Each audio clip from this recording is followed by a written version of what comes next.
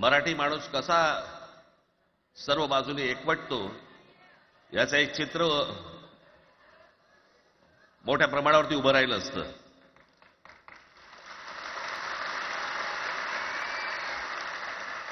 पण नुसत्या मोर्चाच्या चर्चेनेच माघार घ्यावी लागली.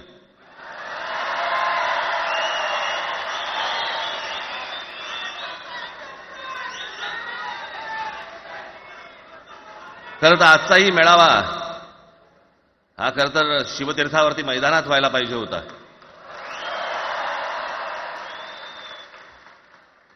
मैदान ओसंडून वाहिलं असतं अख्खं. पण पाऊस आहे, पावसामध्ये सगळ्या ठिकाणी अशा प्रकारचे काही जागा मिळत नाहीत फारशा मुंबईमध्ये.